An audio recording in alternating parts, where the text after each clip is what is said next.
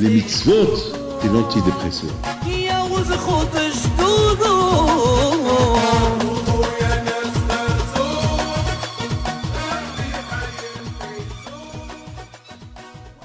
Bishut Maria Verabotaï, Bishut tout le public qui nous écoute dans le monde. Dans la paracha de cette semaine, c'est la paracha Bo, c'est la paracha de la finale, la libération des bénis Israël de l'Égypte. Comme vous savez que avant que les bénis Israël ont quitté l'Égypte, autant qu'un peuple libre, Akadosh Baruch Hu, il leur a donné déjà le sentiment en Égypte d'être les maîtres et non pas esclaves. Pendant 1 an, toute cette durée de les 10 plaies que Hachem a frappé les Égyptiens, les Juifs, ils étaient épargnés de tous ces coups-là, et les Égyptiens eux-mêmes, ils venaient beaucoup des fois se réfugier chez les Juifs. Ils sont devenus copains avec eux. Les Juifs, ils ont fait des affaires avec les Égyptiens. Vous savez très bien que pendant la plaie de l'eau qui est devenue du sang, comment voulez-vous que les Égyptiens vont vivre pendant 7 jours sans l'eau? Comment est-ce possible? Donc, ils venaient chez les Juifs acheter de l'eau. À tel point que Haramim disent que pendant cette année-là, les Juifs, ils avaient même des servantes. Ils avaient des servantes égyptiennes. Vous vous rendez compte? Eux qui étaient des esclaves, maintenant chez les Égyptiens qui deviennent maintenant des esclaves au béni Israël. Et à tel point que vous ne pouvez pas imaginer que Haramim disent que Akadosh Baruch Hu, il a dit à Moshe Rabbeinu que avant que les Juifs ils quittent l'Égypte, ils vont réclamer même l'argent qu'ils ont donné à leurs servantes. Ces servantes-là qui étaient chez eux, qui travaillaient chez eux, l'argent qu'ils ont gagné, ils vont les rendre aux Juifs. Pour vous dire de quelle manière les Juifs ils ont quitté l'Égypte. Et avant de quitter l'Égypte, Hachem il a voulu être sûr que les Juifs, ils avaient la émouna en lui. Et que c'est fini la peur qu'ils avaient de Paro. Ce Paro qui se comportait comme un dieu, il fallait que, à l'époque, vous savez, Haramim disent que tous les premiers-nés égyptiens, et les Égyptiens les considéraient comme des dieux. Alors, c'est la raison pourquoi Akadosh Baruch Hu, il s'est vengé des dieux égyptiens. Le Nil, qui était considéré comme un dieu égyptien, est devenu du sang, et tous les premiers-nés, ils sont morts. Pour vous dire qu'Akadosh Baruch Hu, il a vraiment montré au béni Israël que lui seul, c'est lui le Baal Habayit, c'est le propriétaire, et que lui. Et les Égyptiens qui vénéraient les animaux, avant que les Juifs ont quitté l'Égypte, Akadosh Baruch Hu leur a ordonné de faire des sacrifices. Ils ont pris, c'est l'agneau pascal, que chaque Juif, chaque famille, ils ont égorgé un agneau là-bas en Égypte, devant l'Égyptien. C'est un miracle extraordinaire. Voilà comment les bénis Israël sont devenus des gens libres après 400 ans d'esclavage. Maintenant, mes amis, on va essayer maintenant de comprendre quelque chose. Cette semaine, je me suis posé 2 questions. La première, je ne comprends pas ce que nos sages y disent. Nos sages y disent que quelle est la raison que les Juifs ont été libérés de l'Égypte? Je n'ai pas compris quelle est la raison pourquoi les Juifs ont été libérés de l'Égypte. Je n'ai pas compris cette question-là, mais il n'y a pas de raison. Étant donné que Hachem, il a dit à Avraham Abinu, après 400 ans d'esclavage, 400 ans que les Juifs ils vont être des esclaves en Égypte, Akadosh Baruch Hu va les libérer avec des miracles. Il va les faire quitter l'Égypte et leur donner la Torah et les faire entrer dans la terre de Canaan. Je ne comprends pas c'est quoi la question de nos sages. Nos sages qui se posent la question quelle est la raison que les Bnei Israël, par quel mérite les Bnei Israël ont eu pour quitter l'Égypte? Eh bien, admettons, ici, il n'y a pas de raison. Admettons qu'il n'y a pas de raison. Il n'y a aucune raison. Mais Hachem, il est obligé de les libérer. Il n'y a pas... vous savez, quelqu'un qui est en prison, et un jour, est-ce qu'on peut se poser la question, par quel mérite il a été libéré de la prison? Il n'y a pas de mérite. Il est en prison. Après, selon la faute qu'il a fait, s'il a fait une faute grave, ben après 20 ans, 30 ans, 40 ans, à un moment donné, il va quitter l'Égypte. Pardon, il va quitter la prison. C'est pas par quel mérite il va quitter la prison, il n'y a pas de mérite. Ça, il a servi sa punition et il quitte.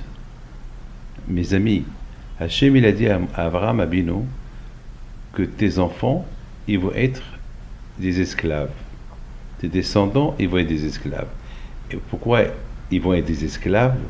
Ben parce que Hachem, il a voulu que, comme il dit, Ben Ish Hai, il explique, il donne une belle explication. Ben Ish Hai explique, il dit que la raison pourquoi les Juifs sont partis en Égypte travailler, pour pouvoir apprécier la terre d'Israël et apprécier Dieu. Ça veut dire que, imaginez-vous quelqu'un qui tout ce qu'il demande, il a. Donc jamais va apprécier, comme par exemple nous. Malheureusement, lorsque on a beaucoup apprécié nos parents, jusqu'à combien de temps ça? Pourquoi? Parce que tout ce qu'on voulait, on nous le donne. Mais lorsqu'il nous manque à la maison des choses, on les reçoit, c'est là qu'on apprécie la chose. Mais lorsqu'on est gâté, on a tout. On n'apprécie rien. Un riche ne peut pas apprécier rien du tout, parce qu'il a tout. Un pauvre, qui n'a rien du tout, lorsque tu lui donnes un bon repas, il apprécie. Un riche, tu lui donnes un bon repas, il va dire, bon, c'est bon. Et pourquoi? Parce qu'il a l'habitude. Chaque jour, il mange des bons repas. Toujours, c'est first class. Mais ce riche-là, un jour, il voyage dans l'économique. Parce qu'il n'y a pas de place, il est obligé de voyager, prendre cet avion. Alors, là, même la classe économique, il va l'apprécier. Pourquoi? Parce que quand même, il a besoin de prendre cet avion. Beaucoup de fois, ça arrive qu'il y a des gens qui ont un voyage d'urgence, mais tout est complet.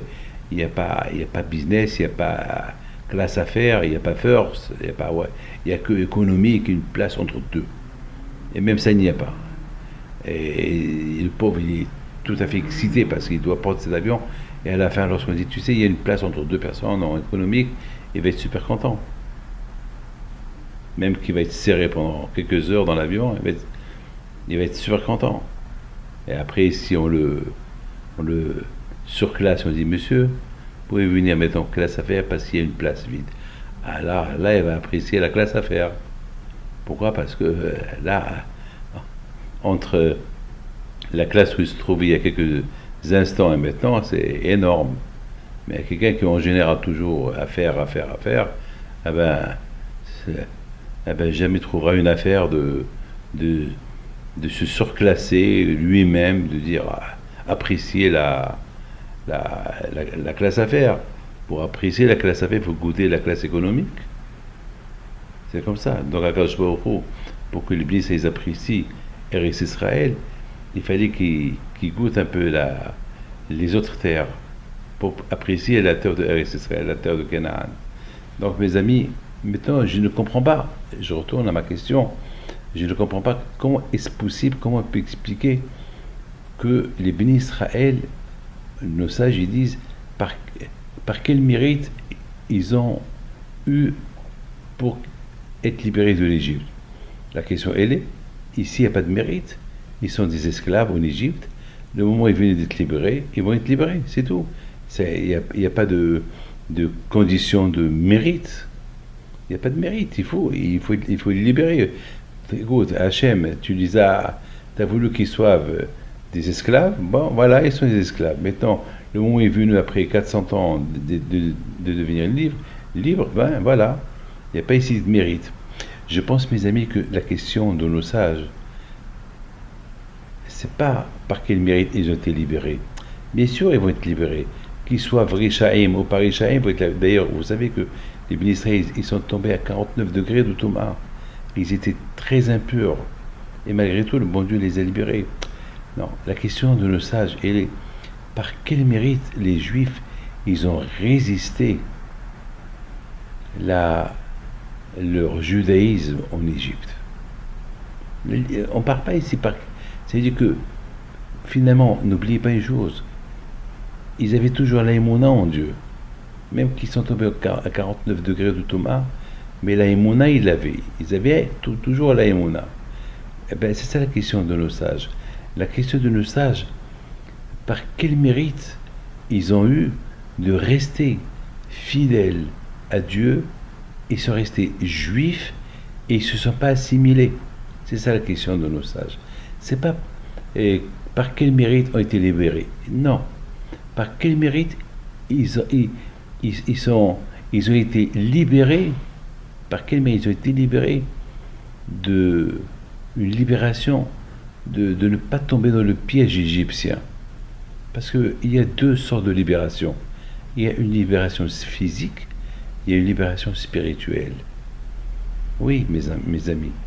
Il y a quelqu'un qui est en prison, alors s'il est libéré, donc c'est une libération physique. Il y a une libération spirituelle, ça veut dire je suis libre je suis maître de moi-même pour rester un bon juif. Ça veut dire que la vraie liberté, c'est pas être libre, je fais ce que je veux. Ah ben, être libre, c'est que je suis libre, je fais ce que je veux, mais je fais uniquement ce que Hachem il veut que je fais. C'est ça, comme nos sages ils disent au Pekavot, c'est quoi un homme libre? Un homme libre, c'est un homme qui étudie la Torah, un homme qui fait les mitzvot. Parce que quelqu'un qui ne fait pas les mitzvot, il est prisonnier du Yetzirah. Donc il n'est pas libre. Il n'est pas maître de lui-même. Il est entre les mains du Yetzirah, il est prisonnier à lui. C'est lui qui lui manipule, celui qui lui pousse à faire n'importe quoi. Mais c'est quoi un homme libre? Un homme libre, c'est qu'il est libre du Yetzirah. C'est ça, mes amis, ici. D'un côté, les Juifs, ils étaient à 49 degrés de Thomas, d'impureté. Et d'autre côté, ils ne se sont pas assimilés. D'autre côté, ils sont restés Juifs fidèles à Dieu. Ils attendent quand la libération elle va arriver. Ils étaient libres du Yetzirah. Par quel mérite? Ils étaient libres du Yetzirah, alors ils n'avaient pas de Torah. Ils n'ont pas encore commencé à étudier la Torah. Comment? Mes amis, parce qu'il faut savoir une chose, et ça c'est la vérité, ne croyez pas que c'est facile d'être esclave, être dans 49 degrés de Thomas, et au même moment, être aussi un bon juif. Rester fidèle à Dieu. C'est pas facile, hein? C'est pas facile.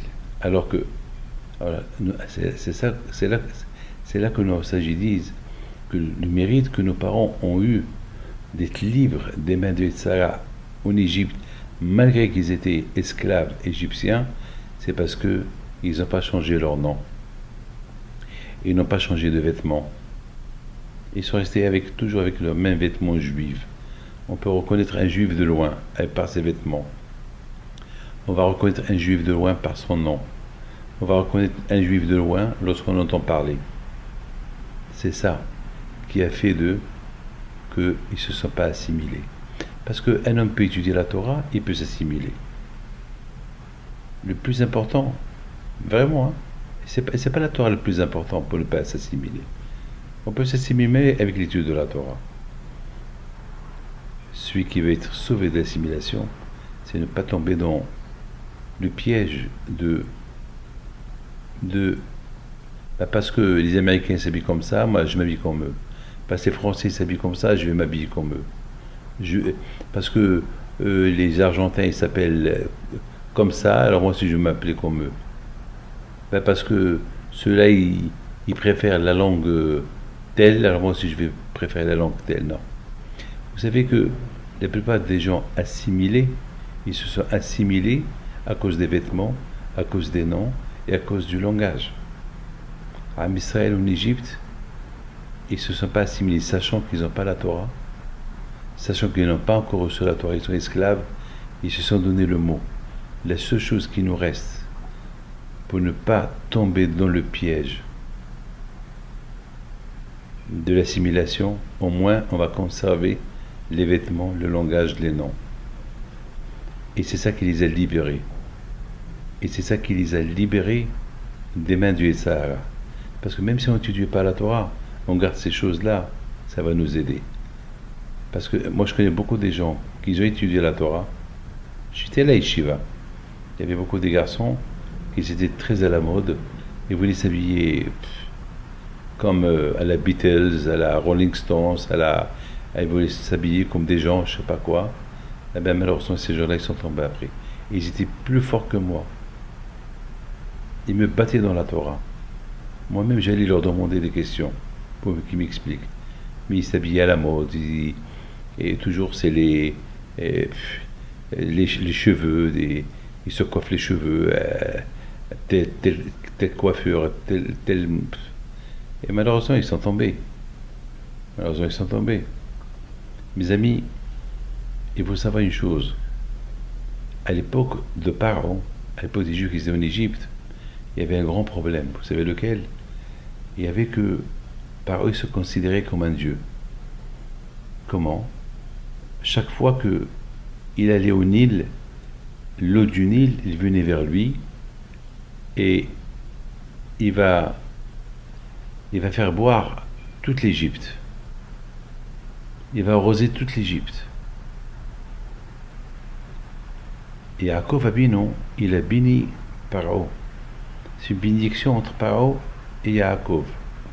Yaakov, c'est quelqu'un qui savait que ses enfants, ils vont s'installer en Égypte pendant des centaines d'années. Jusqu'à qu'il va venir quelqu'un pour les libérer de la part de Dieu. Yaakov Abinu pour alléger les souffrances des Juifs, il a béni Pharaon. Il a dit Pharaon, chaque fois que tu approches au Nil, le Nil va venir vers toi. Donc voilà la bracha que je te fais. Par rapport, en te remerciant pour l'hospitalité que tu as accueilli sur ta terre, mes enfants, et que tu as donné la place de roi à Yosef. Alors merci, Pharaon. Voilà la bracha que je te fais. Maintenant, mes amis, les gens, ils ne sont pas censés de savoir cette bracha. Personne n'était au courant de cette bracha de Yaakov à Pharaon. Voilà, entre-temps, Yaakov, il est mort. Ses enfants, ils sont morts. Et Pharaon, il était le seul à savoir de cette bénédiction qu'il a reçue de Yaakov. Il voulait faire l'expérience. Ah ben, il va au Nil. Il arrive au Nil et le Nil, il vient vers lui. Vous imaginez, à partir de ce jour-là, lorsqu'il ne va pas au Nil, il n'y a pas d'eau en Égypte. Donc les gens, ils dépendaient de Pharaon. Les gens, ils vont supplier Pharaon, donne-nous à boire. Et Pharaon, à partir de là, il s'est comporté comme un dieu. Il a dit, bon, vous savez, c'est moi qui m'ai créé et c'est moi qui ai créé le Nil. Je suis Dieu. Donc vous imaginez, même les Juifs, ils croyaient dans la force de Pharaon. Parce que tout le monde voyait ce miracle. Hein, tout le monde, même que entre chez les Juifs, ils se disaient, ça c'est la bénédiction parce que certainement, il y a eu certains tzadikim que Yaakov leur a révélé cette chose-là, mais malheureusement, les gens dépendaient de Pharaon. Ils croyaient. Vous savez, malheureusement, les gens ils croient ce qu'ils voient. Ils voient que Pharaon, il arrive et l'eau, il monte vers lui. Vous imaginez, avec le fait de voir ça chaque jour, les Juifs, ils peuvent tomber dans l'assimilation. Ils croyaient dans la force de Pharaon. Mais pour ne pas qu'ils tombent trop fort, ils avaient peur de... Vous savez que Hakam me disent que les Juifs, ils étaient tranquilles. Même une fois qu'ils ont quitté l'Égypte, jusqu'à qu'ils ont vu Pharaon se noyer. C'est là qu'ils étaient tranquilles. Jusqu'à que le bon Dieu leur a montré, tous ceux qui les ont fait souffrir, ils sont morts. C'est là que les Juifs, ils étaient tranquilles. Pour vous dire que c'était pas facile, hein, les pauvres. Les Juifs, ils ont souffert, les Juifs. Maintenant, vous comprenez très bien que à Israël, en Égypte, la seule chose qui pouvait les aider contre une assimilation avec les Égyptiens et contre les idées, parce que comme je viens de vous expliquer qu'ils sont tombés à 49 degrés au Touba, il ne leur restait rien.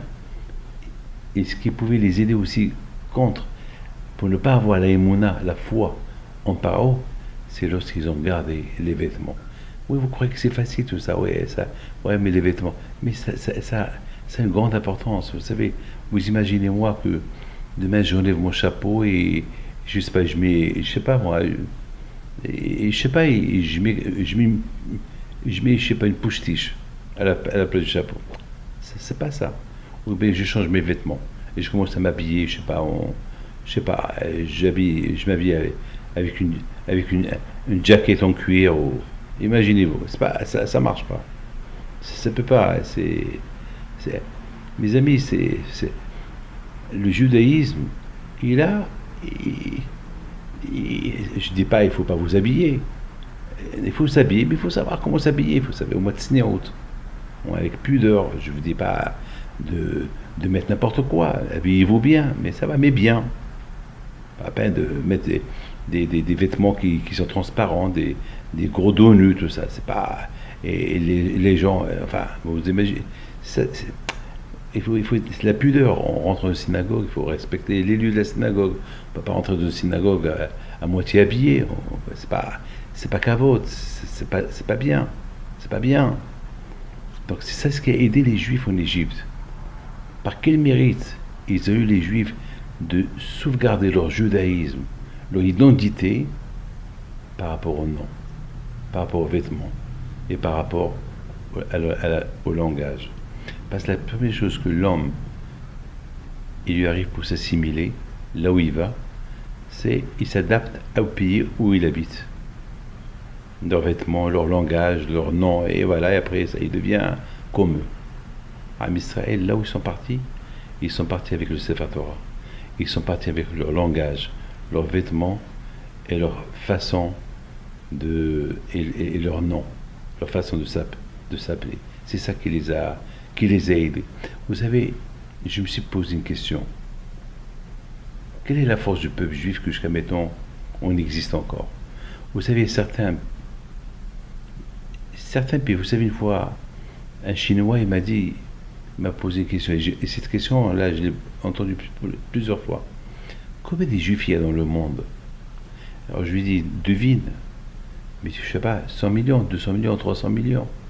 Je lui dis non, il n'y a même pas 12-13 millions de juifs. Et parfois on n'était que 1 million. Malheureusement, beaucoup des fois, il y a eu des gens qui ont exterminé presque les 3/4 des juifs. À l'époque du Moyen-Âge, il n'y avait que 300 000 juifs dans le monde entier. Vous imaginez? Il n'y avait pas quoi en Amérique, il y avait quoi? Il n'y avait que un peu des juifs en Russie, en Europe. À cette époque, il y a eu beaucoup de pogroms, ils ont presque exterminé tous les juifs, surtout à l'époque des croisades. Ils ont pratiquement plus de juifs en Europe. Donc il y avait un peu de juifs au Moyen-Orient. Il n'y avait que 250 000, c'est tout ce qu'il y avait. C'est tout, hein. Regardez. Et il y a, avec l'époque des Allemands, 6 millions plus. Vous savez, malheureusement, on n'est pas nombreux, hein. Mais ma question, elle se pose, comment est-ce possible qu'on a résisté jusqu'à maintenant, qu'on est là? Vous savez qu'est-ce qu'on dit à Pessah? On dit on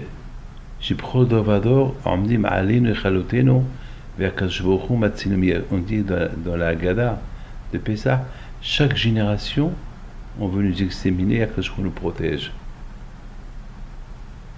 Et c'est pas que par ceux qui veulent exterminer les Juifs, chaque génération, il y a quelqu'un qui veut nous exterminer. Et aujourd'hui, en Iran, beaucoup de fois, qu'est-ce qu'on entend? On entend ce monsieur-là qui dit je fais ma bombe atomique, je l'envoie sur Israël et je raille tout Israël. Pour vous dire, j'espère qu'ils vont pas le faire. Je crois pas qu'ils vont le faire, mais rien que le fait de le dire, c'est pas beau, c'est pas bien. Et à la semaine dernière, il y a quelqu'un qui me regarde, il me fait comme ça. Il y a une fois quelqu'un, il me dit, Mais je ne sais pas qu'est-ce que vous faites, vous les juifs ici, pourquoi on ne vous a pas exterminé, c'est quoi votre but ici? Malheureusement, c'est des choses qu'on entend. Mais il ne faut pas répondre.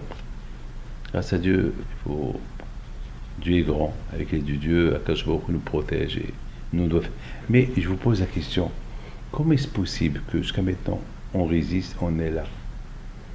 On ne s'est pas assimilé avec tout ce qu'on voit, écoutez bien, avec tout ce qu'on voit, des peuples qui veulent nous exterminer. Pourquoi on n'a pas pris la solution? On va s'assimiler, comme ça on ne cherche plus, on va plus nous trouver, c'est fini. Mais le contraire, celui qui veut s'exterminer, c'est celui qui va s'assimiler. Mais maintenant, la question se pose, comment on résiste le coup? Ça fait des milliers d'années qu'on est là. C'est pourquoi? À cause de l'histoire. Parce qu'on répète notre histoire. Toujours on répète qu'on est sorti de l'Égypte. Toujours on vit le passé. On vit toujours avec le passé. Donc le passé on le met au présent. Et c'est ça qui nous donne des forces. Regardez, beaucoup des pays, ils se sont oubliés. Dites-moi, en Amérique, ils connaissent leur vie, leur histoire. Et ils ne la répètent pas. Il n'y a pas une fête, il n'y a pas un livre ou une fête américaine ou un livre d'une fête française ou anglaise qui vont raconter, voilà notre histoire. Ça n'existe pas. C'est la raison pourquoi toutes les nations aujourd'hui, ils sont mélangés. Il n'y a pas une nation pure. Nous, à Israël, chaque fête, on raconte notre histoire. On réunit nos enfants Shabbat, on leur parle de la création du monde. Shabbat, Hachem a créé le monde en 6 jours, Shabbat, il s'est reposé. On répète ça chaque Shabbat. Kippour, on répète c'est quoi Kippour? La fête, on répète l'histoire. C'est cette histoire qu'on répète, et qu'on répète à nos enfants. C'est cette histoire-là qui nous suit. C'est ça qui nous fait résister. C'est l'histoire qui nous fait résister le coup. Si on ne parle plus de l'histoire, c'est fini. Il y a moi je fais toujours les statistiques, toujours je fais des sondages, des gens qui sont assimilés ou des gens qui ne sont pas croyants, ou des gens qui sont complètement loin du judaïsme. Je leur pose toujours la question, c'est qui Abraham? Il dit je ne sais pas. C'est qui Yitzhak? Il dit je ne sais pas. Et c'est qui Yaakov? Il dit je ne sais pas. Et c'est qui Moshe? Il me dit c'est qui Moshe? Je ne sais pas. Alors quelqu'un qui ne sait pas c'est quoi Moshe, qui nous a donné la Torah, quelqu'un qui ne connaît pas ses grands-parents, Abraham, Yitzhak et Yaakov, donc bien sûr, le pauvre, il est loin d'eux. C'est fini pour lui. Le judaïsme, il commence si tu connais Abraham, Yitzhak, Yaakov, Moshe, si tu suis leur chemin. Mais si tu es déconnecté de tes parents qui ont commencé le judaïsme, c'est fini. Les juifs, on les appelle Évrim. Évrim, ça veut dire Ivrit, hébreu. Mais Évrim, c'est du verbe avar, le passé. Si tu n'es pas connecté avec tes parents au passé, et toi, tu vis le présent, mais avec un passé que tu le mets au présent, eh ben, c'est fini. Tu vis un présent sans passé, tu n'as pas de passé. Si tu n'as pas de passé, il n'y a rien qui te relie avec le judaïsme, il n'y a rien. Si tu ne connais pas ce qu'est Moshe, donc tu ne sais pas c'est quoi la Torah. Et si tu ne sais pas c'est quoi la Torah, donc oui, le judaïsme, il n'y a plus de judaïsme. Donc c'est fini. Et Baruch Hashem, c'est ça qui nous a fait résister jusqu'à maintenant, parce qu'on met le passé au présent. Et parce qu'on met le passé au présent, alors on vit au présent avec l'espoir de l'avenir, du futur. Et c'est quoi? Ça veut dire le passé et le présent qui continuent. Vous savez à quoi je pense beaucoup des fois? Beaucoup de fois, je pense à des gens qui étaient loin de la Torah, loin de tout, et soudainement, tu les vois religieux et s'accrochent à la religion. Pourquoi? Parce que ils ont commencé à faire des recherches avec le passé. Ils ont commencé à faire des recherches. Qu'est-ce qu'ils font eux ici? C'est quoi leur avenir? Qu'est-ce qu'ils vont devenir un jour? D'où ils viennent? Ils commencent à faire des recherches. Ils trouvent la solution. Et voilà. Ils sont super contents après. Mais il faut vouloir. Il faut vouloir faire. La sortie de l'Égypte, c'est quelque chose qu'on rappelle tout le temps. D'ailleurs, chaque jour on parle de l'Égypte. Chaque jour on parle de l'Égypte. Chaque jour. Pourquoi? Parce que justement, le bon Dieu ne veut pas qu'on oublie notre passé. Le bon Dieu veut qu'on pense toujours au passé. Mettre le passé au présent. On met le passé au présent, on réussit. Ah, c'est ça le judaïsme. C'est ça qui fait. On répète notre histoire. Notre histoire, on ne l'oublie pas. Et lorsque quelqu'un qui veut se convertir, la première chose qu'on lui enseigne, notre passé. Lui ne connaît pas notre passé, parce que lui, il avait son passé. Mais lorsqu'il devient juif, notre passé devient son passé. Et comment il s'appelle? S'il s'appelle Abraham, eh bien, il va s'appeler Abraham ben Abraham. Abraham, le fils d'Abraham Abino. Et s'il veut s'appeler Moshe, eh bien, il va s'appeler Moshe, le fils d'Abraham Abino. Si c'est une femme, elle va s'appeler la fille de Sarah, ou la fille de Ruth. Voilà. Alors, elle va gagner elle va se connecter à notre passé, et puis, lorsqu'elle va commencer à parler, elle va dire, t'es qui? Ben, je suis Sarah. Sarah, la fille de qui? Ben, Sarah, la fille de Sarah et Minon, la fille de Avraham Abino. Quelle super. Quelle chance. Moi, Avraham Abino, c'était mon grand-père, et elle, Avraham Abino, c'est son père. Elle m'a dépassé déjà. La vraie convertie, elle m'a déjà dépassé. Le vrai converti, elle m'a déjà dépassé. Moi, que je considère Abraham comme mon grand-père, lui, il le considère déjà comme son père. Il s'est rapproché vite d'Avraham Abino, plus vite que moi. C'est un srout. Pourquoi? Parce que lui, ses grands-parents n'étaient pas juifs, et il fait beaucoup de travail sur lui pour devenir ce qu'il est. Donc il a sa récompense. Mais mes amis, vous allez voir maintenant, à l'époque des Grecs, mais vous avez compris pourquoi je suis mitzvah de se souvenir de la sortie de l'Égypte. Pourquoi? Parce que c'est important de savoir, dans toutes les générations qu'on a vécues, il y a toujours des tendances de s'assimiler. Il faut toujours se rappeler. Si nos parents ne se sont pas assimilés, c'est grâce qu'ils ont gardé le nom, les vêtements et le langage.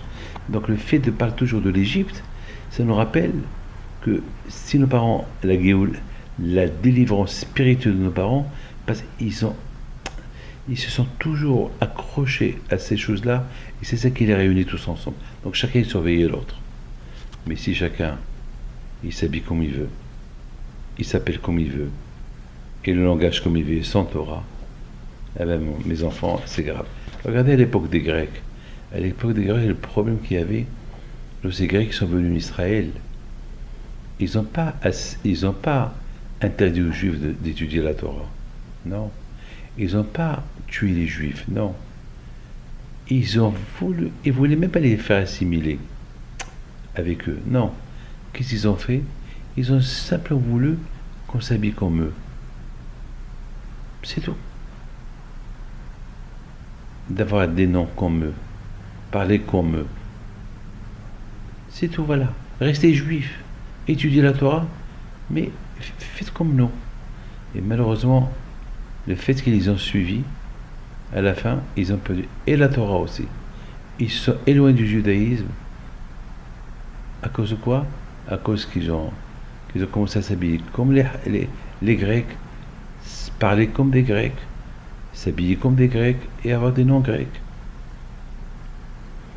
Et s'il n'y avait pas le miracle des Hashmonaïm qu'ils ont fait la guerre contre les Grecs et ils ont chassé d'Israël, eh bien, le peuple juif aurait été assimilé déjà.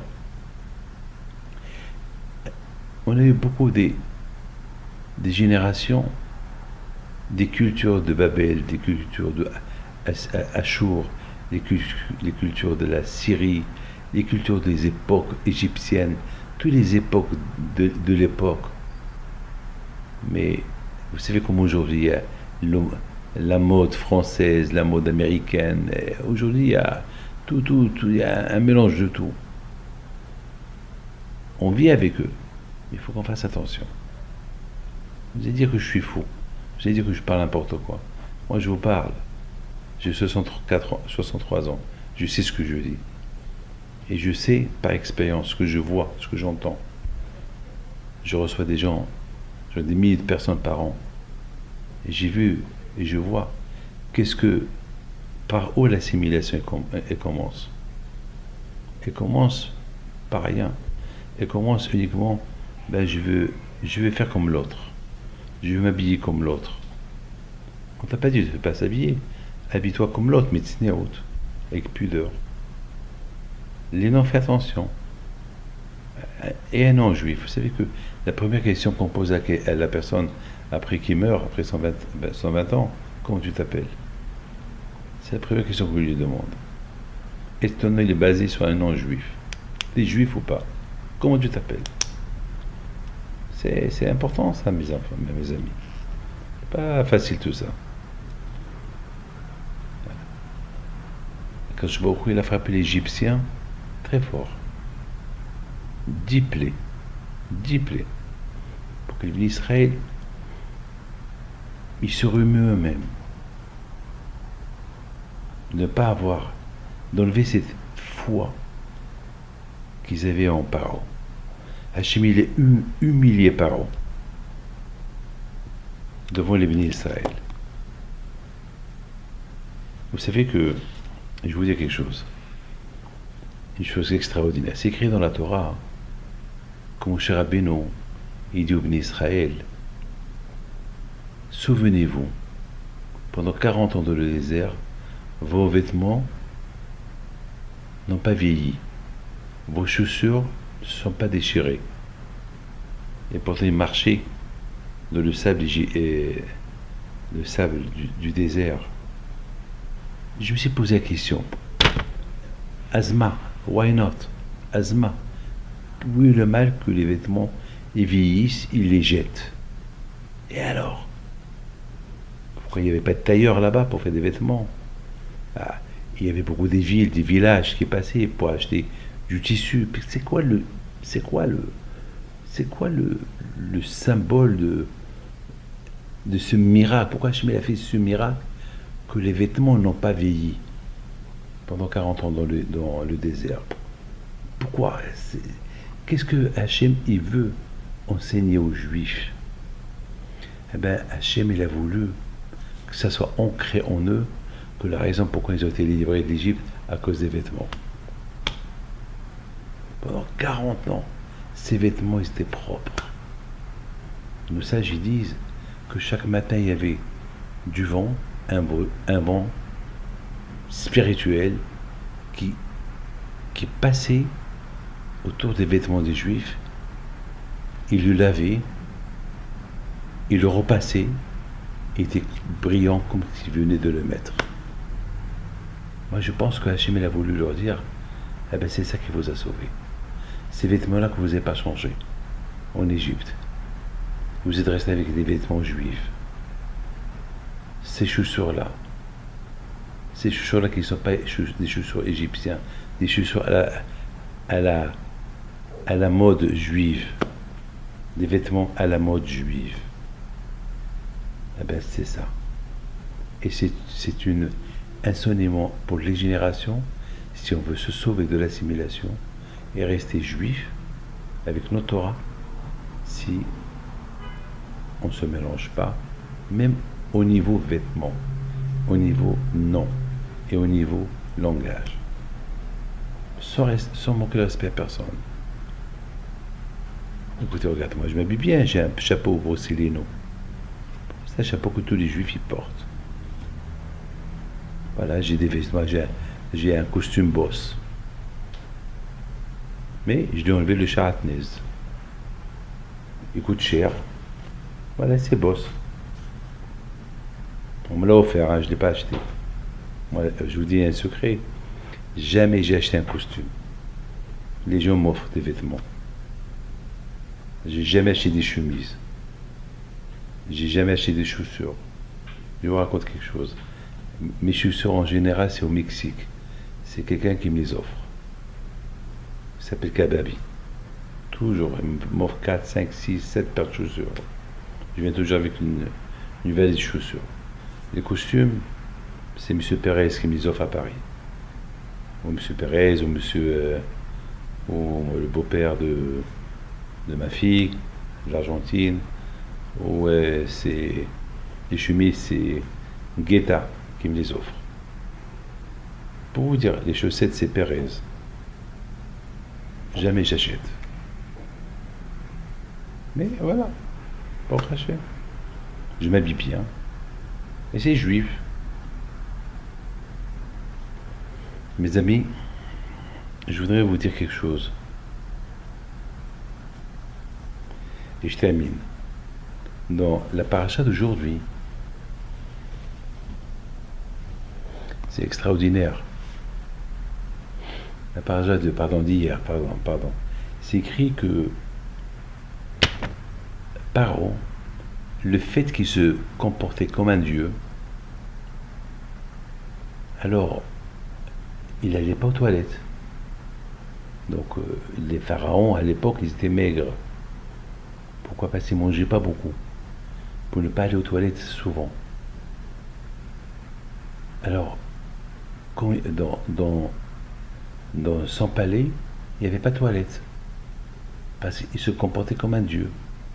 Alors, qu'est-ce qu'il faisait? Chaque matin, il avait un tunnel. Il allait par ce tunnel qu'il l'amène jusqu'au Nil. D'ailleurs, c'est la raison pourquoi tous les palais et tous les châteaux des pharaons, ils sont toujours au bord du Nil. Il allait là-bas et faire ses besoins. Personne ne le voyait. Il avait les codes, tout seul. Et Hachem, il a dit à Moshe Rabbeinu, Moshe, tu vas aller au moment que Paro il fait ses besoins. Et tu vas lui dire, Ko Amar Hachem, et dis-lui ma parole. Voilà ce que lui qui se comporte comme un dieu. Donc tu vas lui faire la honte de sa vie. Tu vas l'accrocher en train de faire ses besoins. Et la Torah, il dit, 2 fois dans la paracha d'aujourd'hui, c'est écrit dans la Torah, que Hachem, il a dit à Moshe, va au bon matin, chez Paro, lorsqu'il va à l'eau, faire ses besoins. Vous imaginez, Paro, il est en train de faire ses besoins, tranquillement, sache que personne ne le voit, il entend Paro, Paro. Le choc de sa vie, il regarde, il voit 2 vieux, Moshe et Aaron. Il rigole de lui. Alors tu es en train de faire tes besoins. Toi qui es un Dieu, Ko Amar Hachem, le vrai Dieu, c'est Hachem qui est là-haut. Il nous a dû te dire, renvoie les Juifs de ta terre. Quelle honte, quelle honte, quelle honte. Quelle honte! C'était dur pour Paro d'admettre sa défaite. 2 fois dans la Torah, c'est écrit que Hachem dit à Moshe, va chez Paro pendant qu'il fait ses besoins. Mais la 3e fois, c'est écrit, Hachem dit à Moshe, va au matin chez Paro et dis-lui. Pourquoi c'est pas écrit pendant qu'il fait ses besoins? Puis la Torah, elle dit, les 2 fois précédentes, va au matin, pendant que pareil fait ses besoins. Et là, la Torah dit, va au matin, mais c'est pas écrit qu'il était en train de faire ses besoins. Alors de là, j'ai appris, et j'ai compris, et j'ai déduit, que même Paro, il a commencé à voir la vérité. Il a commencé à se dégoûter de lui-même. Il a commencé à voir que je ne suis pas un Dieu. Mais c'était dur pour lui. Mais au moins, il admet qu'il n'est pas un Dieu. Je crois qu'à partir de là, il a commencé déjà. Il avait le ras-le-bol. de cacher la vérité. Qu'il est Dieu, alors qu'il est rien qu'un être humain. Regardez comment Akadosh Baruch Hu. Alors si par il a commencé à comprendre que lui il est rien du tout, donc les Juifs ils ont commencé à comprendre eux aussi que par il est rien du tout. Et 100%, la bénédiction que l'eau il va vers lui lorsqu'il descend vers le Nil, ça s'est arrêté. Au moment que le Nil est devenu du sang, c'est fini. Donc déjà, quand je vois qu'il a cassé cette force de parole. C'est la raison pourquoi, comme des fois, Akadosh Baruch Hu, il nous apporte des épreuves pour qu'on le reconnaisse. Parfois, il y a des souffrances. Pourquoi on est loin de Dieu? Et on ne veut pas se donner la chance pour reconnaître le bon Dieu. Alors, qu'est-ce qu'il fait le bon Dieu? Il nous envoie des épreuves, des petites souffrances pour qu'on se réveille. Mais si on reste têtu, eh ben c'est grave. Et à la fin, on va craquer. Il y avait quelqu'un que toujours il vient me voir. Toujours. Loin de la Torah, loin des mitzvot, loin de tout. Et chaque fois je lui dis, et chaque fois il me dit, Rabbi David, toujours il me dit, toujours. Un jour je lui dis, mais pourquoi tu prends tête avec le bon Dieu? Tu viens chez moi, tu m'utilises, tu veux que des brachot, tu veux que de l'argent, tu me demandes des conseils, ça, et tu fais rien pour Akadosh Baruch Hu, mais fais quelque chose pour lui. Bon, mais c'est un ami, je l'aime bien. Malheureusement, son fils a attrapé la grave maladie. Très grave maladie. Une fois qu'elle a attrapé la grave maladie, je lui ai dit alors il faut commencer à faire ceci, cela. Il m'a dit je suis prêt. Ah, j'ai dit mais pourquoi tu ne l'as pas fait avant? Maintenant que ton fils est entre la vie et la mort, c'est là que tu es prêt à faire n'importe quoi. Beaucoup de fois critiquent Paro. Mais pourquoi on ne se critique pas, non? Voilà, Paro, tant qu'il n'a pas reçu les coups, il était têtu. Voilà un savoir. Il a fallu que Paro, il reçoit des coups pour arriver à la fin de dire bah, c'est vrai, il n'y a que Dieu. Et après, il a libéré les Juifs. Il n'avait plus le choix. Maintenant, mes amis, on a bien compris ce beau cours-là. En 2 mots, combattre l'assimilation. Il faut respecter tout le monde. Mais notre religion, il faut la respecter plus. Sans manquer de respect aux autres nations. Moi, David Pinto, je respecte toutes les religions. Je respecte tout le monde. Et je ne rigole pas. Sur personne. Je respecte. Chacun, il a le droit de respecter. Chacun comme il voit les choses. Moi, la mienne, je la vois comme que mes parents me l'ont donnée. Comme que mes parents me l'ont enseigné. Comme que mes rabbanim me l'ont enseigné. Et je l'ai fait avec amour, avec joie, pas avec hypocrite, pas avec force. Tout à l'heure, il y a quelqu'un qui me dit prouve-moi qu'il y a Dieu. Je dis prouve-moi qu'il n'y a pas. Et si tu me prouves qu'il n'y a pas, je te prouve qu'il y a. Toi qui ne crois pas, prouve-moi qu'il n'y a pas. Il me regarde, c'était choqué. Mais il n'y a pas, je ne le vois pas. Je dis, tu le vois pas? Je dis, tu veux le voir? Il me dit oui. Pour que tu le vois, il faut que tu meurs. Parce qu'on ne peut pas voir Dieu rester vivant. Il n'y a aucun, même Moshe ne l'a pas vu. Il dit non, je préfère vivre. Je dis mais cherche. La religion ne s'achète pas. Elle se cherche. Il dit Da'atem ki ani Hashem. savez, dans la paracha d'hier, j'étais à Mina, c'est écrit que Hachem était dur avec Moshe.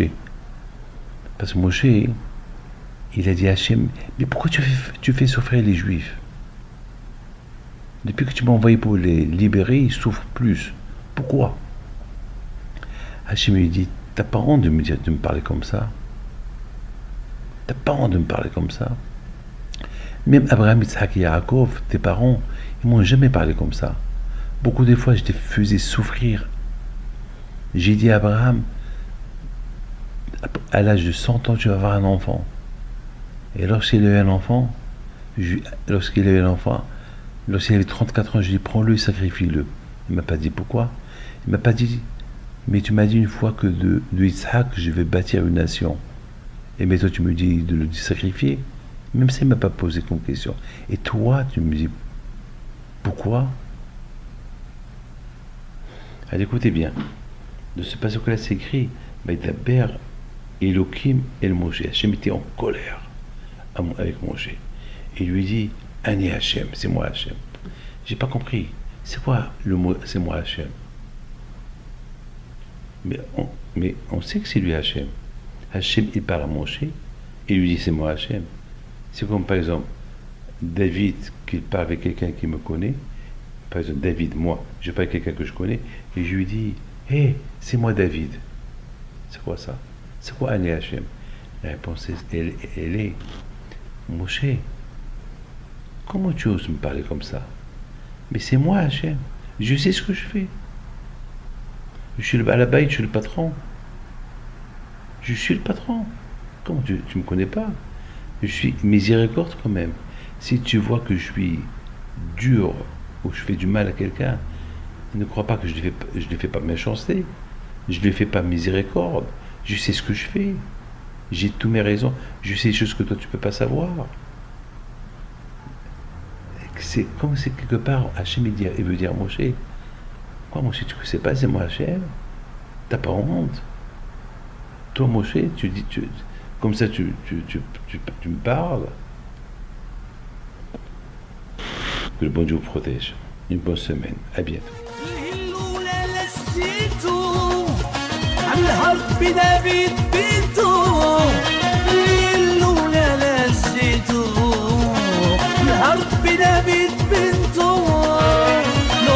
العيالات صغرتو